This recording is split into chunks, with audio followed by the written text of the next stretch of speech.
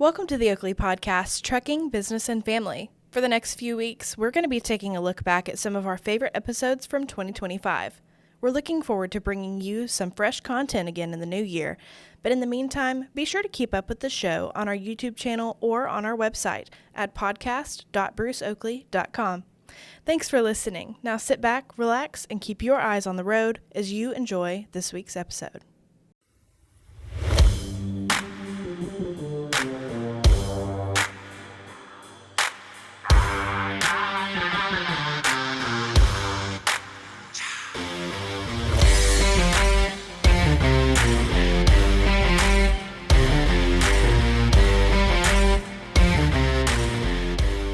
Welcome to the Oakley Podcast, Trucking Business Family. My name is Jeremy Kellett. I'm Director of Recruiting here at Oakley Trucking. I'm your host for this podcast. Along beside me, Miss Megan Cummings, who is sitting in as co-host on this episode too. And this episode we've already recorded last week, but this is one of my favorites. And the fact that really it's not a lot about trucking. You know, we didn't just get in depth with it being in trucking. I kind of got side railed because I really like it. He is one of our owner operators, and his name is Brad Page. And he's a retired commercial pilot. He has been flying a plane for 30 years, and now he's an owner operator at Oakley Trucking. He has a fantastic story. Yeah. I mean, it was just it was really good. I kept diving off into the pilot stuff and the airplane stuff, and you are gonna love some of the stuff. We even got him to talk like a pilot does, you know, on the intercom and stuff. That's pretty cool. So I mean, it's just it's really just another episode of showing you what kind of quality owner operators we have here at Oakley and some of their history. I mean, there's no telling. You know, out of the 900 owner operators we have, there's no telling the history. And we've done just a few of them. I mean, just a few of the owner operators, and they've all got some really good history. So, I mean, this one's really good. He talks about some of the calls, some of the close calls he had, you know, during his flight time. He actually flew a Medevac Learjet early on in his career. So he talks a little bit about that. That was really good.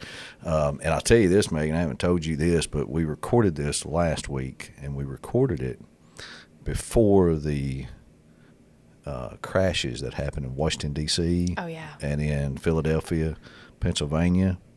Yeah. Well, Brad was coming through. He's here swapping out trucks. And so I got to talk to him yesterday about that.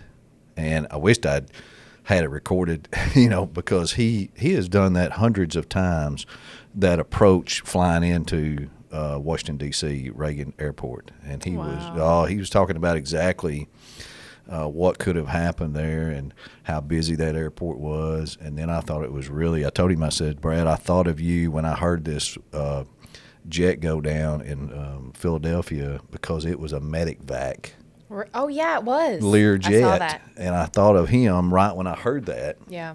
And, of course, he had already been up on it. Him, and I think he said his brother-in-law is a retired pilot, too. So they were talking about all the circumstances. And, I don't know, it was just good to talk to him because he understood. I mean, he's been there. And, and that's a devastating thing that happened. I know we don't talk about news on this thing, but I was talking to him about it, and it was just terrible.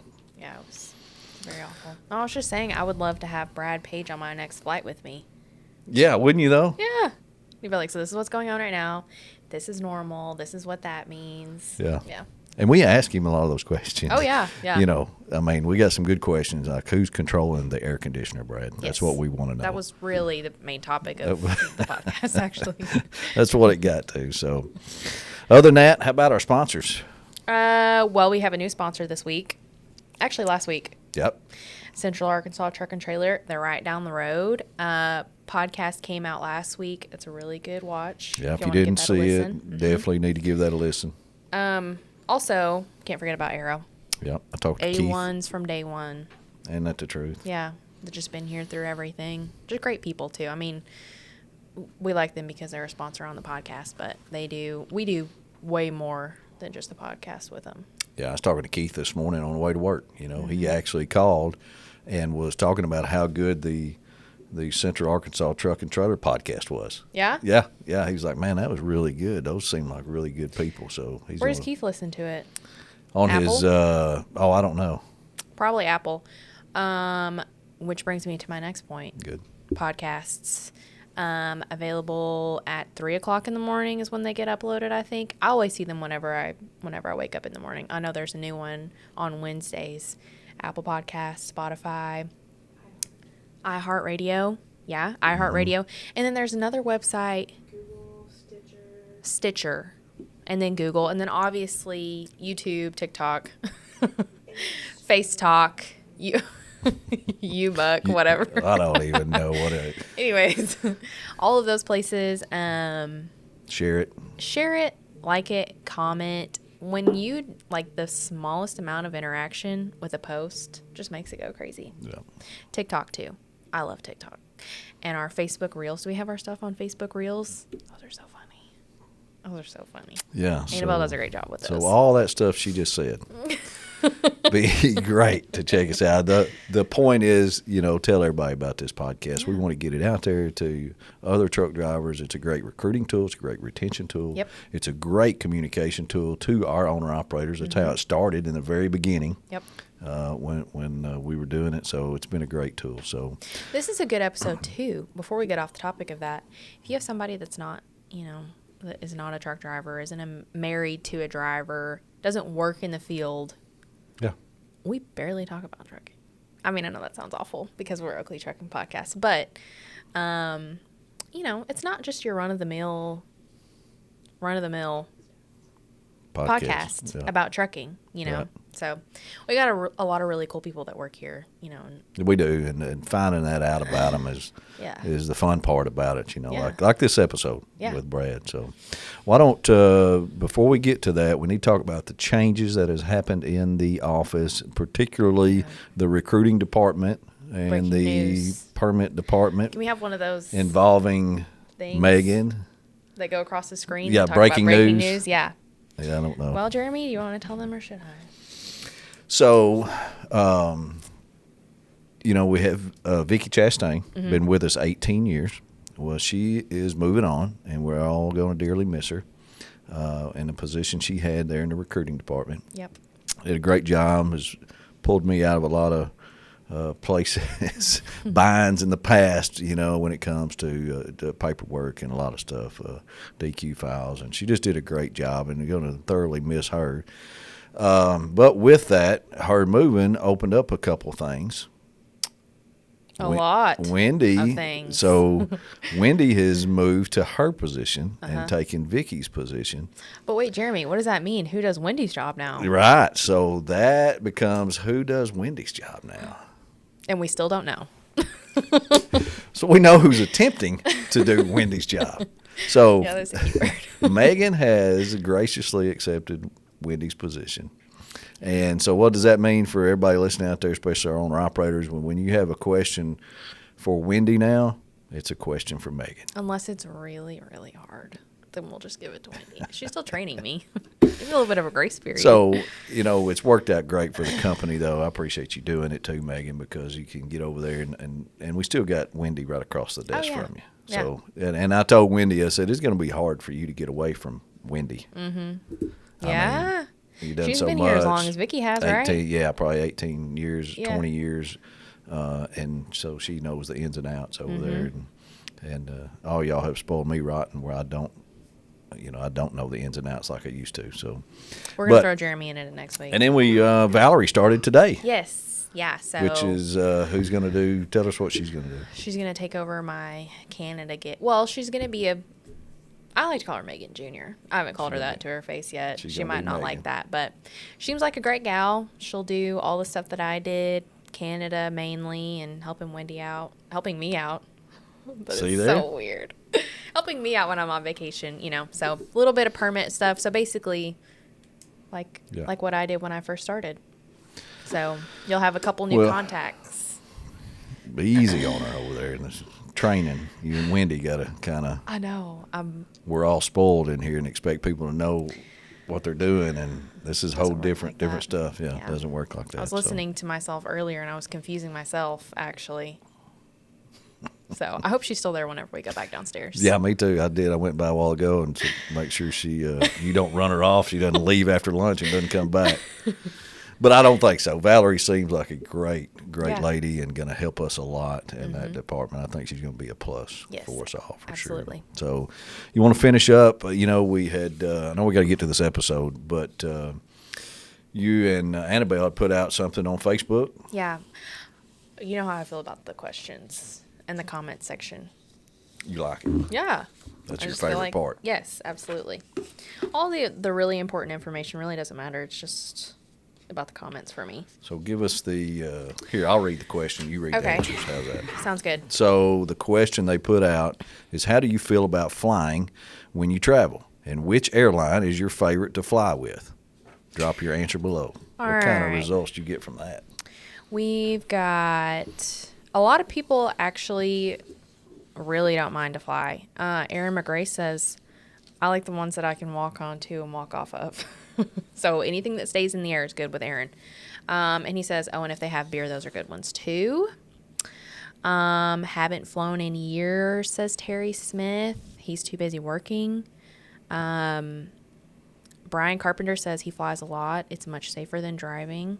More fatalities on the interstate every day. And you know what? Anytime you talk to somebody about being scared about flying, that's always what they say. I'm like, okay, that doesn't make me feel any better. Rico Lawrence says Delta and JetBlue. I like flying, especially when I have the window seat. Fun fact, when me and Annabelle flew to the truck show last year, I was kind of getting a little spooked. I don't know. Have I ever told you about that? A little anxiety. What? Yeah, it was sweaty palms. My mouth was dry. It was really awful. Don't ever ask Annabelle what happened because she'll make it sound like I was a big sissy. But anyways, she was like... just look out the window. It'll make you feel better. I looked out the window for maybe 2 seconds and put the curtain down. Really? Yeah, and I didn't care if the other people were mad at me. Was that the first time you'd ever flown? No, I flew when I was 13. I don't know why that affected me so much differently. Anyways, Danya Talley, they're big goers and doers. She said flying gets us to our destination much faster. Mm-hmm. Gives them more time for fun stuff. And then, I was looking through these comments last night. There's pictures of Ralph May when he flew. Did you see that? Yeah. Let me see. Here you go. Everybody has really good opinions about it. So I'm beginning to think maybe I'm in the minority on this one about not being crazy about flying. And I think it's just really all in my head. Paul Lorimer, check this out. I used to fly 1 to 3 times every week for work. Ugh. There's a lot of people that God do that. Bless them. Yeah, I wouldn't want to do it. I would always fly American. Alaska Air. These sound like fancy airlines. I've never heard of Alaska Air. And then Sandy Sanders. This is my kind of person. None. God gave me feet, not wings. Have never been on an airplane and don't plan to. You know what, Sandy? That's fine. Yep. If you can get there by car or by foot, more power to you. Anyways. Good comments, good interaction with our listeners. Yes. Appreciate you doing that. That's always a fun little segment to put in there. So everybody's got different answers. Isn't it funny to see what they do? So, hey, we appreciate all our listeners out there for sure.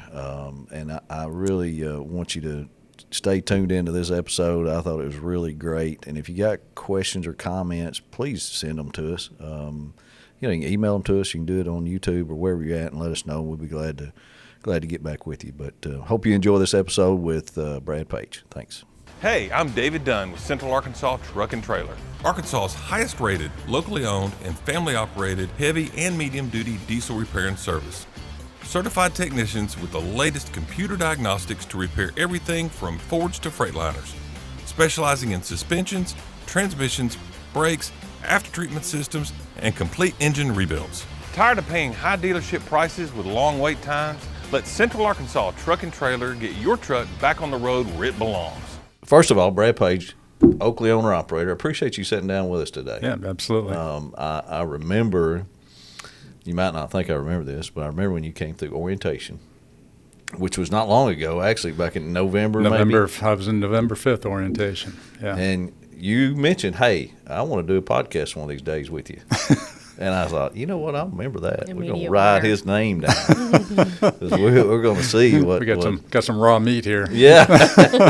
Right. So to get our audience started, give me a little bit of who Brad Page is.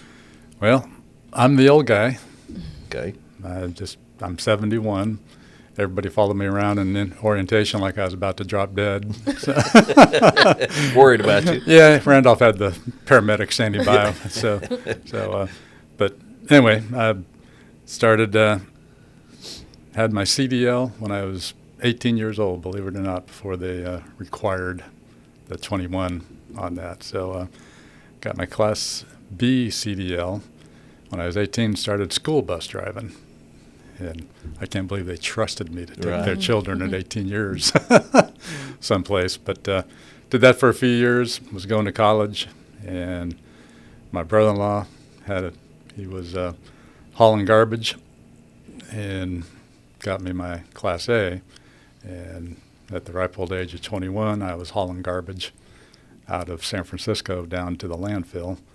And that wasn't good enough. Then I had to go to the sewage plant and pick up loads of process sewage. Oh, no. Ew. It just clicked for me. Oh, yeah.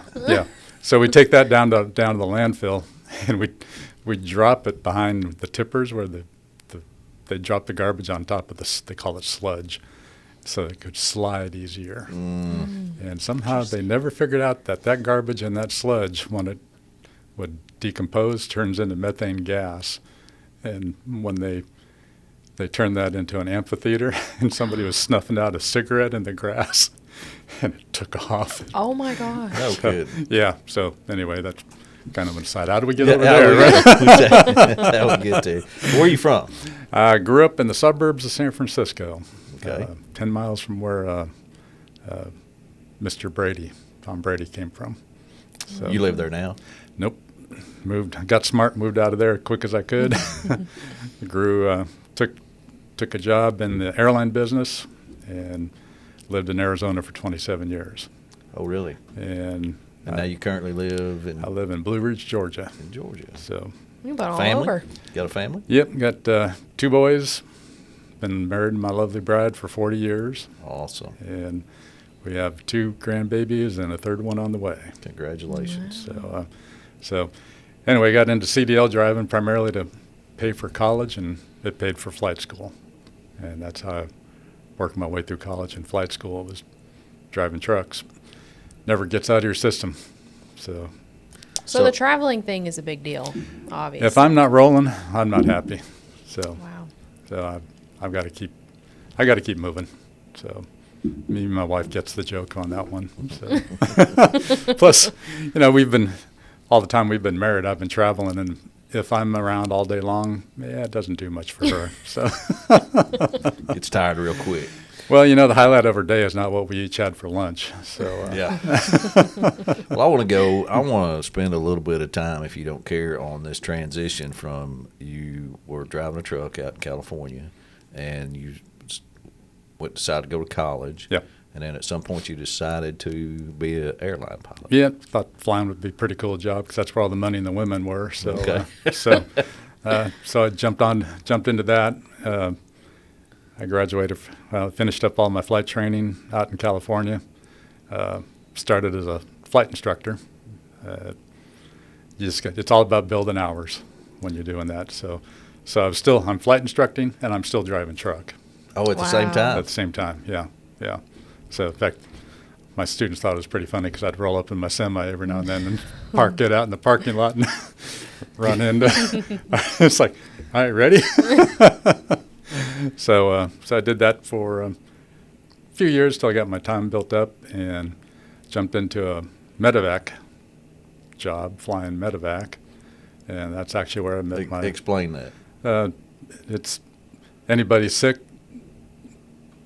car accident, premature babies, we would fly out, pick them up, and bring them back into large medical centers. So we contracted with Stanford University and UC San Francisco, and we moved a lot of premature babies, which was pretty cool.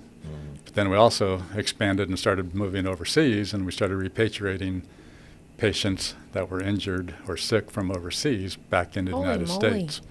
And in fact, that's where I met my wife. She was a flight nurse with this company, and we met on a flight. First flight was just a short one, ran up in Northern California, brought a patient back down. But the next one, we went to Ecuador, picked up a patient in Ecuador, and brought him all the way back up to San Francisco. So Is this a big commercial plane? it was a Learjet, so it was a Learjet. corporate jet. So, but it was a flying intensive care unit. It was pretty cool. I bet it was. So- How did you Wow. get into that? They were based across the field from where I was teaching, and just got to know the folks, and they said, well, we like you, so when you get up a certain amount of hours, come on over and we'll get you set up and trained, and off you go. So, Can you explain that a little bit? Just because I'm interested in this pilot stuff. I mean, you have to have a bunch of hours. That's basically to become certified. yeah, you get, the first goal is to get to 1,500 hours total time, so that's what you do as a flight instructor. You're just teaching other students, and all that time I'm over in the seat with them thrashing away. I'm logging that as pilot and command time. Okay. So you have to. So you were a flight instructor before you were finished with your. Really? Yeah. It's almost inverse. The Air Force does the same thing too. They'll take a new guy out of pilot training in the Air Force. Mm-hmm. They'll toss them into what they call primary flight.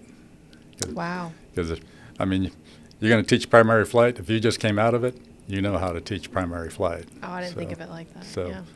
So you would just, I mean, you didn't have a plane. No. You just have to rent one. Yeah, I'd rented one. Gotcha. Yeah. I mean, the plane that right now rents for $150 an hour, I was renting it for $13 an hour back in the day. So- Really? a little different gig. So. But driving a truck helped pay for that. Oh yeah, absolutely. I mean, out in, grow up in the Bay Area out there in California, you got to belong to a union. So I was a proud card-carrying Teamster. Okay. And we in fact, I rode through one Teamster strike out there, which was educational. So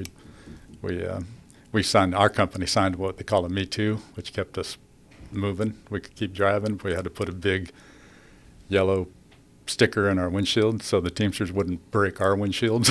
Wow. What year was that, Brad? That was that would have been 1975. So, and I learned that when the Teamsters go on strike, the first thing they do is go to the liquor store. Then they go to the brickyard because you need bricks and you need liquor. So you got to. They're fixing to bust somebody. Oh yeah, man! They would bust up windshields, and I mean it was interesting. I mean, I was just a young kid. It was pretty, eye opening. I bet it was. So you kind of sit there and go, this is interesting. Do I want to be part of this or not? Oh yeah, man. You watch this stuff going. They take this serious, don't they? So I kept building up my time. Got to know these folks on the Medevac business. Jumped over there, did that for a few years. Built up enough what we call turbine time, which you need jets and turboprops, and slid into a job with Henson Airlines, which was owned by Piedmont, the old Piedmont. I don't know if anybody remembers Piedmont, North Carolina. Became U.S. Air, which became part of American later on. But went to work with them. That brought me out to the East Coast into Florence, South Carolina. And what was that job? Just flying 34 passenger airlines, call them commuters. Okay. So we would feed the main hubs. We'd go into the smaller cities, pick up passengers there, bring them into the main hubs, drop them off. And, man, you want to log a bunch of time because you were just bam, bam, bam all day long. So did that, built up enough time there, and got my first real airline job. And so I jumped off as a company called America West Airlines. That brought me back into Phoenix, and we parked it. Wow. So that's the company you stayed with for. well, I sat with them for 5 years, and then went into bankruptcy. And when you have new babies, bankruptcy and the wife don't really mix well together. So all my neighbors flew for Southwest Airlines, and they flew the 737. I was flying the 737 already to America West, and they said, man, we'll walk your application in for you, buddy. So I was still in the day when you hand wrote the application. Mm-hmm. So wrote out the application, gave it to them. They took it right into Dallas for me, and the rest is history. Spent 26 years at Southwest Airlines after that. Holy moly. So Does it ever get like boring? Because, you know, you have to, I mean, I don't guess you get off the plane after you land. No, depends on where you are. You know, Southwest, initially it was, I mean, we were a little cowtown airline when we started. There was 600, I was number 621 on the seniority list. I was the last pilot on the seniority list in January of 93. So that's 621 pilots, and today they have almost 12,000 pilots on the seniority Holy list. moly. Wow. So it exploded. I mean, they just, Herb Kelleher ran the airline, great guy, real people person, really interesting guy.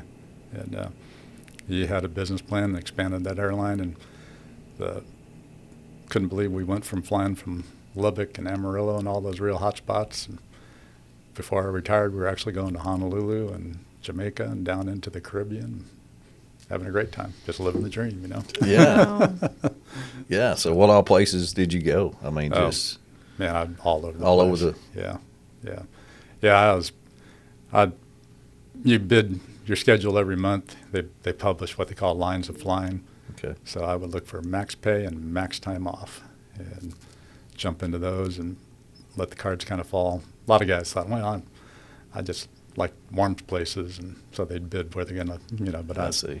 I'm a greedy capitalistic pig, so you want the maximum. I'm amount. going for money. Yeah. So it put me into Calgary, Canada, so it'd be in the middle of winter. So Wow. it happens. So let me pick at this commercial airline stuff Yeah. a little bit more. I mean, that's a huge responsibility. It is. Yeah. It's a huge task to get there to that point. Yeah. A lot of flying and stuff. What was probably the toughest thing being an airline pilot? What's the biggest challenge? Well,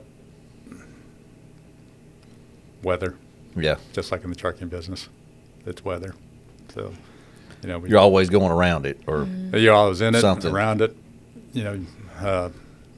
We got at Southwest, they got these pretty cool landing systems called heads-up displays, and to help we can land in very, very low visibility. And it took normally what we call a Class 1 instrument approach. We'd have to have the runway at 200 feet with a half-mile visibility. This heads-up display took us down to 50 feet Oh my goodness. and eighth of a mile visibility. And Did that not just scare you to death? When you volunteer for the mission, and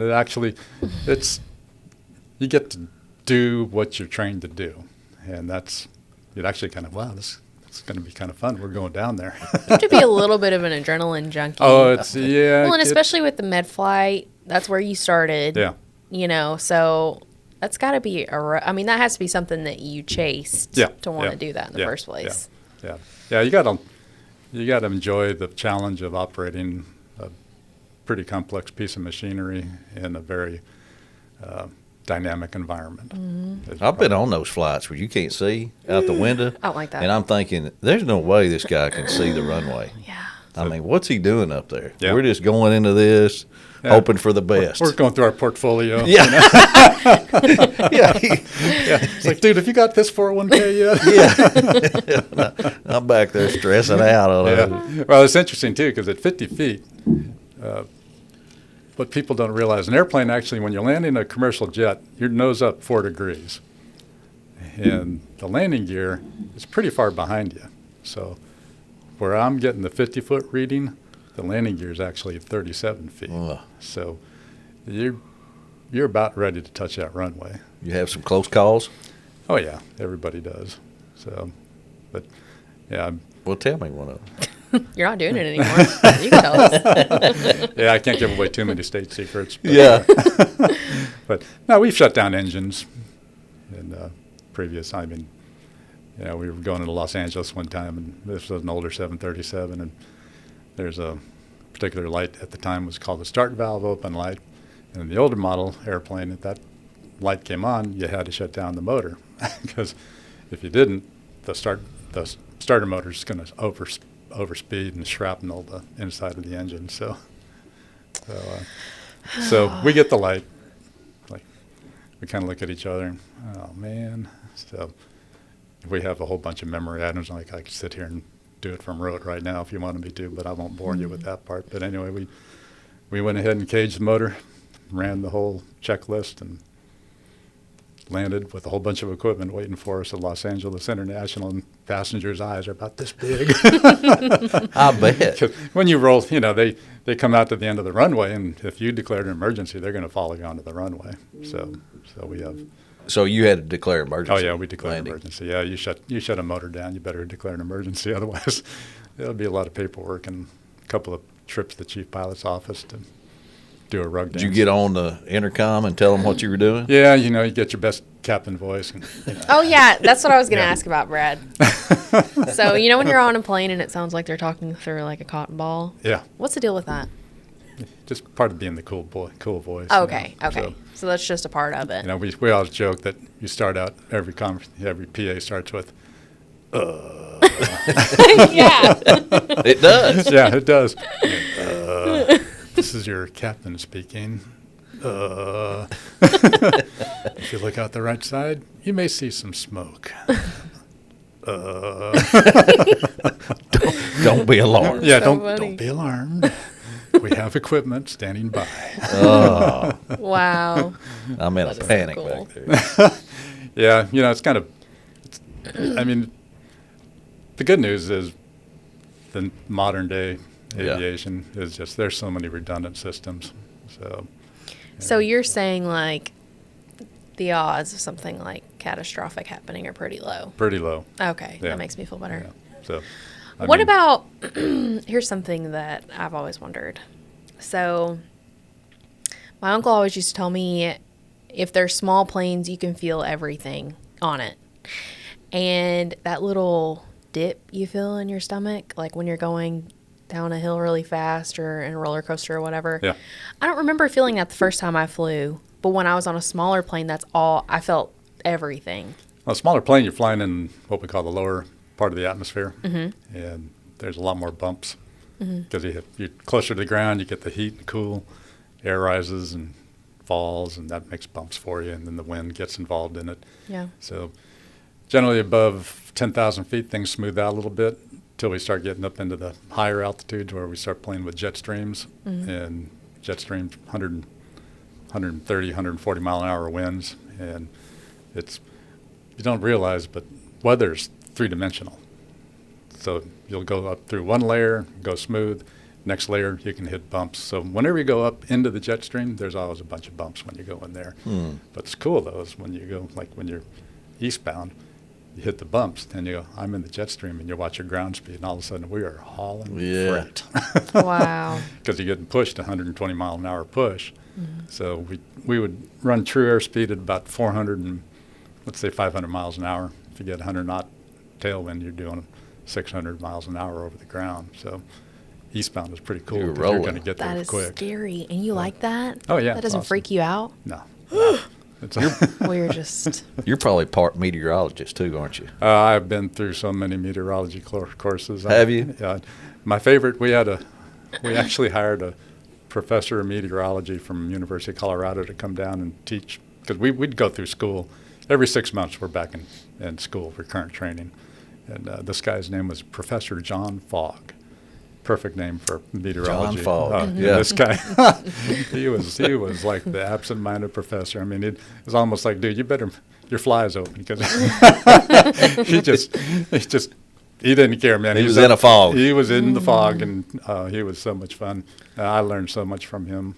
I mean, that's pretty interesting. So, then as the airline grew, we had to get more into international weather patterns and stuff like that. So it was kind of That's interesting. insane. All right, one more question. We'll get off the. See how we go down a rabbit hole with Yeah. this pilot stuff, Yeah. but I love it. Forget about Oakley. I Let's talk love about it. I Brad. love it. Who controls the air conditioning on the plane? Well, as the captain, I would oversee what the worthless first officer, because obviously he's worthless. He's in the right seat, right? So, Also, the head man's in the left seat. Yeah. Okay, Yeah. got you. That Yeah. helps. What's yeah. the use for the right seat, though? In case something happens to the pilot? Yeah, well, there's lots of different stories about why he's over there, Oh, or got she's it. over there. But no, it's a busy piece of equipment. It's nice to have two people in there, and one flies, and the other guy monitors, does the radios, takes care of all the different and sundries. But we fly every other leg. We just switch out. So, but they all stay in the right seat. I stay in the left seat. But anyway, the first officer is over there. He's in command of the environmental control. The AC. Yeah, yeah. Interesting. So, He probably gets lots of suggestions. well, you got to remember that every molecule that you're breathing inside that airplane went through the engine and comes back through what we call a pneumatic air cycle machine. We call them packs. And they compress the air, and when you compress the air, it heats and then expands and it cools. And when it would go through the pack, it compress it real hard and expand it, and that's the cool air you're supposed to get in the back. So That's why it's not very cool when you're sitting still. when you're sitting still on the ground is a challenge. Very 'cause- much so. Yeah, yeah. So we have an auxiliary power unit on the airplane. It's another small jet engine, and that's part of the environment. Yeah, they need to fix that. There needs to be some cool AC blowing out that You know, thing. when I'll you're- tell you, the old airplanes we had, we could literally, like, we'd be stopped in Texas somewhere. It's nice and humid, and you see that fog coming down out of the ceiling while you're sitting on the ground. That air conditioning is working good. Yeah. So people would come, are we on fire? I said, no, but enjoy the cool while you got it. I got on a small plane years ago coming back from Baton Rouge. I went down to our reserve terminal, and I don't know how I booked this flight, but I mean, it was like there was only like 8 or 10 of us on there. Oh, And it God. wasn't Let a- me off. It wasn't a jet. And I mean, it was so hot in that plane. I thought I was about to have it come apart. Yeah. I mean, it was so hot in there when you get on it, just baking out there on the runway. Yeah. And then you go get in it, and then you're like, It's even worse. come on, we need to get some air moving. Let's get Yeah. in this plane and go. But Yeah. that was one miserable, rough, Yeah. hot Well, the small ride. planes like that, you don't get any, till you start the motors, you're not going to get any air conditioning going on unless they bring a big old yellow hose out and Yeah. shove it in Right, the door right. of the plane. Did So- you know? All right, I'm getting off of the pilot here just a second. Did you know Dennis Oakley's a pilot? I did not. Yep. Interesting. He is. Owns the company, and he flies. I've been in with him. Yeah. We have a company plane, and we've been in we've gone to a few funerals and business trips and stuff like that. But yeah, he can fly. So, that's interesting. I did not know that. Yeah. I was in with him one time. We went to it was just North Texas. We went down there. I can't remember if it was Texarkana or something. And I see he's up there, but he's got his, what do you call the guy? He's got his First right-hand officer. man. Yeah. First officer. Yeah. Which is actually the pilot, I think. Yeah. But Dennis we're coming in, and the wind is just howling. I mean, it was windy that day, and we were starting to land down there in North Texas or Texarkana somewhere, and we were literally sideways It's called a like crab. this. Yeah. Coming to the runway, and when you get real close, you're like, this is not going to go well. And I mean, as soon as he got right down to the runway, he just turned right at the last Kick it second off, and dip the wing into Yeah. the wind and set the, shook one me up a wheel little down bit, first. but he did a good job. He acted like it was nothing. yeah. I landed in Islip, New York one night. Yeah, man, it was snowing and blowing. I mean, it was ugly. And you got to get what they call it a MEW reading. We joke, they send a guy out there in golf shoes and a golf cart and run his feet across the runway to give you a friction reading. So we get the MEW reading. It's good. But, man, I didn't pick up the runway till about 100 feet. And I had 40 mile an hour winds off the left side. I'm doing that coming in sideways. And what you don't realize is, yeah, we're turned this way. for me to see the runway, I'm looking out the right window to see Oh that my thing. gosh. And so you're coming over, kind of looking at it, and you kick it out and land. And it was a pretty good adrenaline rush. Wow. I remember I landed and told the first officer, I'm going to take a walk. That did me in. Yeah, just, like my brother-in-law is a Navy pilot, said, yeah, you get that rush when you land on an aircraft carrier, so. Oh, I bet. So, I mean, So your brother's a pilot, too? my brother-in-law. Brother-in-law. Yeah, he's retired Delta guy. He went through the Navy and came up through Delta. So yeah, we had that family rivalry. Got something in Oh, common yeah. there, a little rivalry. Oh, I yeah. like it. Yeah, Yeah, that's good. At Aero Truck Sales in Springfield, Missouri, they take the hassle out of buying and selling semi-trucks. No matter the manufacturer, the style of cab, or the type of engine under the hood, they can make you a fair offer on your semi-truck with no games or gimmicks. They carry trucks from all the major manufacturers in the trucking industry and perform a thorough inspection of every truck on their lot to ensure safety and quality and give you confidence that you're getting a reliable truck that will last you for years at a price that you can afford. Aero has partnered with Oakley Trucking and the Oakley Podcast for years and are proud to provide our owner-operators with trucks that meet Oakley's qualifications and each owner-operator's specific needs. So whether you're a first-time owner-operator or just looking for a change of scenery, give Keith Wilson a call at 573-216-6047 and let them know you heard it here on the Oakley Podcast. Let's get back to trucking. All right. How in the world did you get back to trucking? You was a commercial pilot for how many years? I 30? flew, 33 years as an airline pilot. And it never gets out of your blood. So I kind of scratched that itch a little bit. I bought this big old RV that was a Columbia Freightliner. I mean, it was a Class A truck. And out in Arizona, you go out to the sand dunes every winter. You take side-by-sides out there. And so you don't want to show up out there unless you got yourself a big old truck. Oh. So we'd show up with all our big old trucks, and we're thinking we're somebody. And then the Unser brothers would show up, the racing Unsers from Indianapolis. Yeah. I've heard that name. Yeah. Well, they also they do a lot of Class 10 trophy trucks, which are $3 million race trucks. Holy cow. And, so they'd pull up with a bunch of semis, beautiful trucks, start pulling their trophy trucks out, and we're kind of going, we're nothing. So I just kind of kept the blood going, and as I got. So you had kept your CDL the whole time? We moved around so much, I actually let the CDL expire because back then you had to take a test every time you moved. You had to go back to the state. So if I said, I give up. So you can run an RV without a CDL. So I did that. And so I'm getting closer towards the retirement side. I'm thinking, I don't want to sit around very much. And so I bought some FedEx ground routes. And I became boss man. And I had a bunch of local delivery vans, and I had line haul. And so that put me right back into it. Yeah. So went back, took the quickie 2-week CDL course. It was funny because I walk in with all these newbies. Right. So we get in the truck. Instructor climbs in the seat with me, and it's a 10-speed. And Reed's kind of, okay, we can go. So it's like, all right. I start running the gears. He looks at me and goes, you've done this before, haven't you? I said, yeah, I have. So anyway, that got me back into it. And How old were you at that time? Pre-retirement, so I was about 62, 63, somewhere in there. Isn't that so funny? Most Yeah. people, when they reach that age, they're like, oh, man, put in my years. I'm ready to go fishing, work at a bait shop.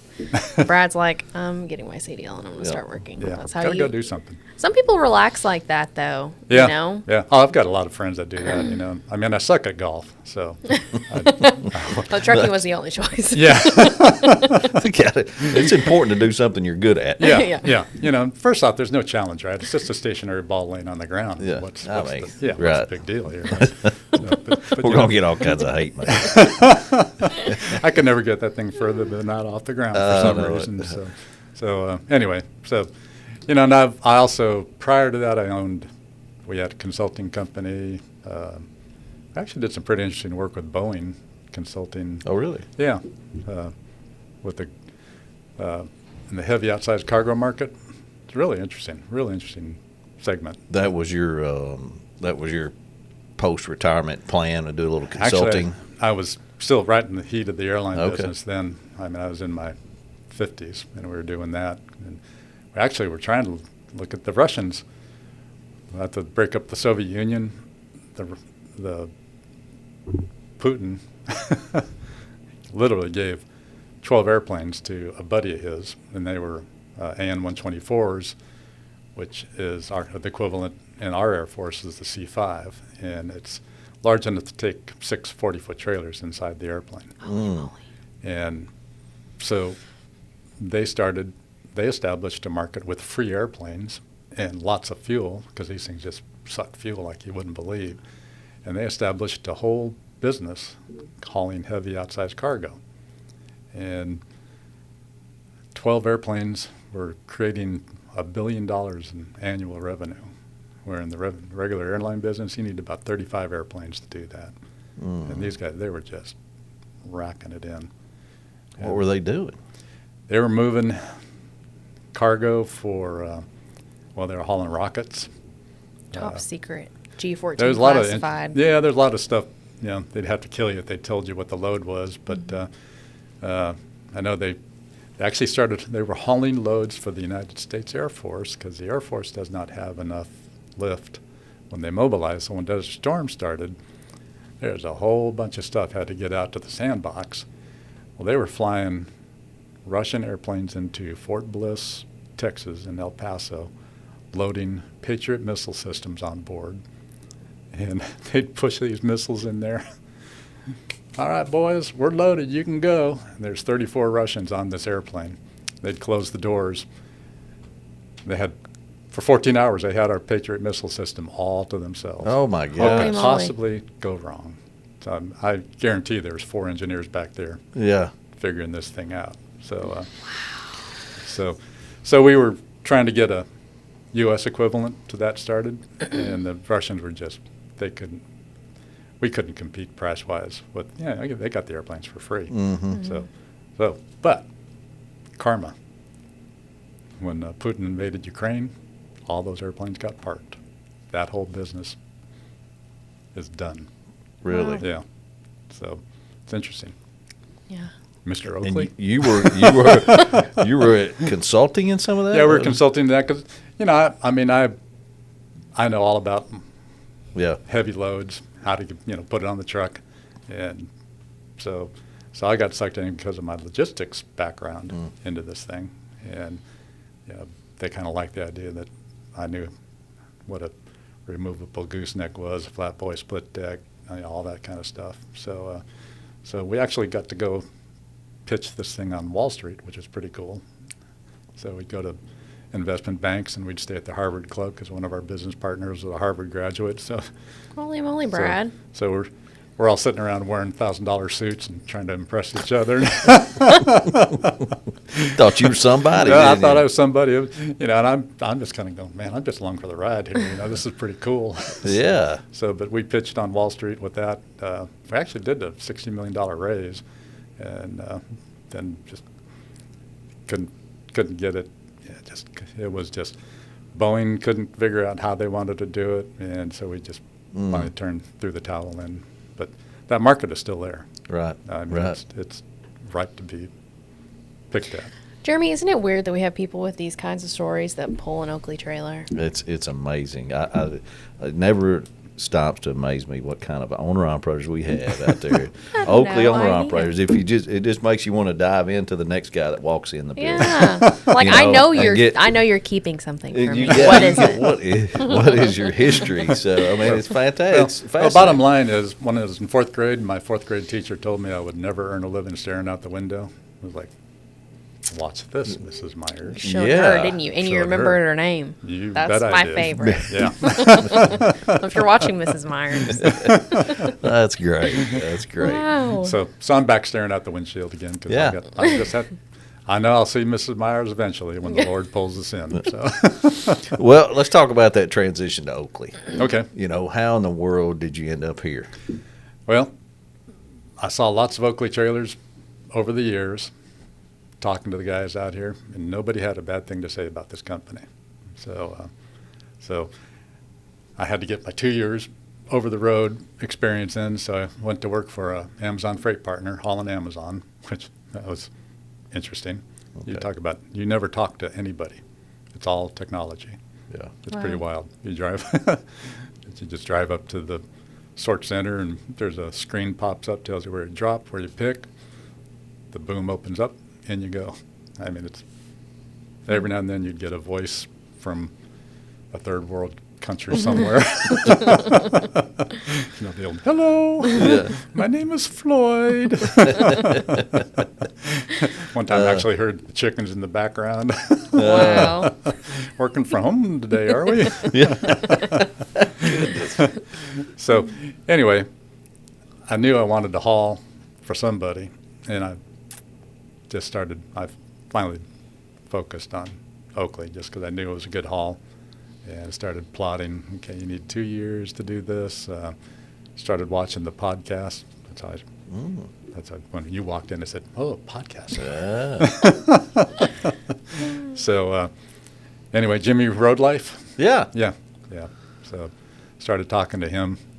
He made $5,200 off of me. Good for him. So he turned me over to Kent. Started talking to Kent. I still had 6 months to go, and Kent, that boy did not let go of me. Yeah. I wouldn't talk to him. He'd call me up. Hey, how you doing? Still building that time out there? Yes, I am. I'll let you know.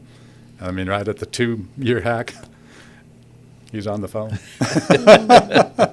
He knows he's got a good one. Yeah. That's what it is. So that's, I mean, this company is really interesting. I really have to say I like this company a lot because there's just not a bunch of trucks running around out there. There's a whole lot of stuff goes on that you don't see that this company does. And, what's going on that river out there fascinates me to no end. Yeah. So I've become a student of the whole Mississippi Valley, the Ohio Valley. So did you know the Ohio River puts more water into the Mississippi than any of the other rivers? Did not. That'll win you beer in the bar. Yeah. Good. Wow. Yeah, it is interesting for sure. Yeah, it really is. So you decided to come over, and what are you doing? You pulling a dump trailer? I'm a hopper. Hopper bottom? Yeah. Okay. Yeah. All right. And you started November, 5th. which is probably one of the toughest times to start with the holidays. It's like pushing a rope. Yeah. Getting through here. I mean, you get your first settlements go, man, we're just killing it out here. And the next one is, I paid my bills, dude. Right. So you made it through some holiday time. Now you first of the year. You feel good about being an owner operator. Yeah. It's really cool. What I really like about this job is nobody's blowing smoke up your six around here. Yeah. I mean, it's Lawson's my dispatcher out there. I get to know Lawson pretty well. It's like first thing in the morning, it's Lawson. By 1 o'clock, hey, dude, how you doing, man? It takes us a little while to get her on. Oh, man, this Army gets going early. Yeah. This is the first time I spent the night here, and it was pretty funny to I rolled out of my truck at 5:30, kind of looked around. There's people stirring already. By 6:30, man, get out of the way. Yeah. Because this place is rocking. Yeah. But it's nobody better. I mean, for lack of a better term, nobody lies to you around here. There's no BS. Straightforward. No need to. It's all going to come out. I mean, Yeah. you're going to find out. Yeah. And if you it's start- not from us, it'll be from somebody on the road, another driver, or, Yeah. So, and it's interesting too because just having Oakley on the side of your truck, people come up and talk to you. They want to know about the haul, things like that. So, I mean, when I was in the FedEx business, one of my line haul drivers, he broke out on his own for a little while, and he decided he wanted to be home a little bit more. This guy, he was a pretty cool guy. He's a Marine, and he had a little bit of PTSD going on pretty fun to watch. Anyway, hadn't talked to him for a while, and so I called him up the other day, just, dude, how you doing? So we started talking, and he lives over by Scottsboro, Alabama. And I said, yeah, I'm hauling for Oakley. He goes, man, I see you guys all over the place out there, especially, up that 72 corridor. We're up and down there quite a bit. So, I mean, if you're in the trucking business, people know about us. Yeah. Yeah, we're pretty fortunate to have a good reputation, Yeah. And we try. I don't know, people know this, but we try so hard to have that good reputation, keep our standards, throughout all these years, because it pays off in the end. Yep. Yeah. When you get that reputation, people understand what you're doing and what your goal is and what your purpose is, and it pays off. Then you start attracting good people like Brad. I mean, and that's what you're wanting, to set those standards early as a company and keep them all those years, and then all of a sudden you got Brad looking at you. Mm-hmm. Hey, I want to go over there, and that. Well, and the drivers play a big part in that too. Huge, huge. Because you guys are a lot of the times the first point of contact on the road. Yep. So you guys help us keep the standard. Well, plus with the customers too. Yeah. I mean, that's the thing you have to remind yourself when I'm at Shark up in Livonia picking up glass, kind of looking around going, you guys ever get a broom? Or Yeah. maybe move this It's pile everywhere. over a little bit so us Oakley guys can get up this big old ramp up inside. There you go. Yeah, but, So you've learned a lot first couple months. Oh, yeah. Yeah, I'm still learning. Right. Still learning. So, it's always interesting seeing this end of the food chain, literally. Yeah. So that's always kind of interesting. On the front end. One thing I know, I am not going to ever haul chickens. Yeah. That just isn't going to work. But Good. I don't mind dropping that stuff off in the back, the chickens, because chickens love to eat. I know that. Yeah. So, I'm pulling chicken feed into those folks all the time. And whoever knew you needed crushed limestone to put into chicken feed to help those chickens digest. It's something all the time you just learn out there what all. And I mean, we can't piece it together. We just know we haul it. Yeah. Most of it don't even know what it's for. What it Yeah. goes to is, no, we haul it. So haul's much different material. Yeah. Any other questions? I know we've gone a long time on this, but it's been such an interesting conversation. It's been fun. And I just enjoy showing, other sides of our owner-operators and give our listeners Luigi, Brad. We have so many of them out there that you just want to, like I said earlier, you want to take the next guy coming in and, hey, sit down, and we want to talk. We want to quiz you too. So That's always interesting too in the trucking business, because the general perception of the public looking at a truck driver, what a bunch of morons. You're just a truck driver. Yeah. And probably one of the coolest guys I ever. Because we parked out in the middle of nowhere one night in this little tiny truck stop, and this prime flatbed guy parks next to me, and I'm out thumping my tires, and he's checking his load. We start talking. This boy's got an MBA out of Ohio State, and he's got a PhD in theology. Oh my gosh. And so we wound up having a pretty long, involved conversation, and he said, I just love this I love doing this, and that's why I'm here. So That's so common. It's Yeah. always a love. It's like people start out doing it and then do something else, come back to it down the line. It's just, we see it all the time. it gets in your blood. Yeah. It doesn't go away. My kids give me a bad time about it now. So, my younger son, he designs jet engines for Pratt & Whitney. So he's the geek. But my older son worked with me on the FedEx side. He was in the Coast Guard and was a diesel mechanic. So he worked on all my trucks for me. And so part of I love spinning wrenches. So that transferred to my sons. And so anyway, when my younger one's designing jet engines, he's having a great time. But my older son is part of a diesel drag racing team. Oh, really?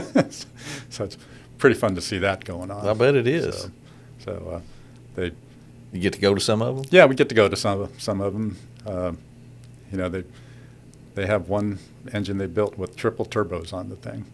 I mean, it's wild to look at this stuff. I bet. So it's pretty fun to watch this kid you used to empty his diapers, and now he's actually doing something Yeah. pretty cool. Yeah. It is. It is. It is good to watch them grow up and become absolutely. something. Yeah. Any words of wisdom before we go?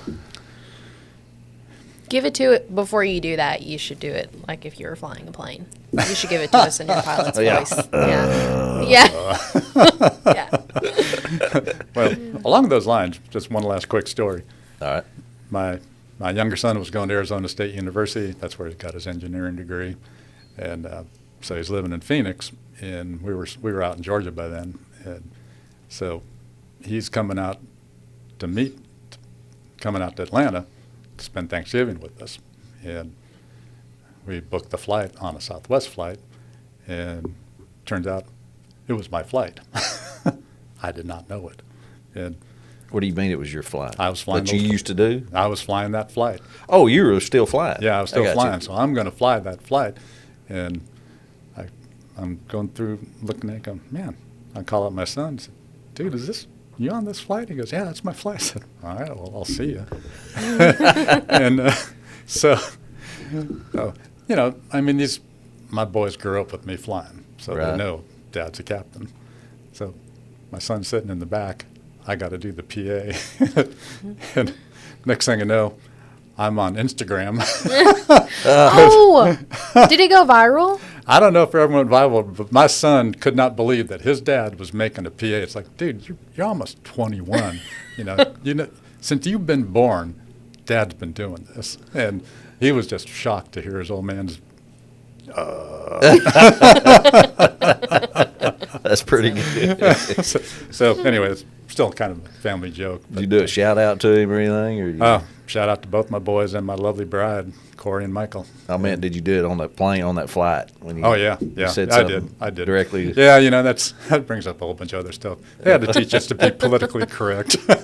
Oh, Because man. we used to have some pretty fun stuff back there. But Yeah. we can't do that anymore. Oh, So Oh gosh. maybe that'll Brad. change now with the new administration. So Save some of it, Brad, for next time because we got to have you part back. 2. Yeah. I'll We come got to back. have you back. It's fun. Get you a good, get some seasons in here at Oakley. Yeah. And then you can come back because I would like to spend a little more time next time on making that step, becoming an owner-operator, coming to Oakley, hauling bulk material, getting used to a dump trailer, all that kind of stuff. And we don't have time to do that today, Yeah. but because we went down the rabbit hole. But hey, Couldn't help thought it it. turned out great. didn't Yeah. you? Yeah. So So the biggest thing, I would say, technology is here, and I know we got the cheater, our little tattletale boxes on all the trucks now. That stuff is owned by Amazon, and guess who was the first group that they tested it out on?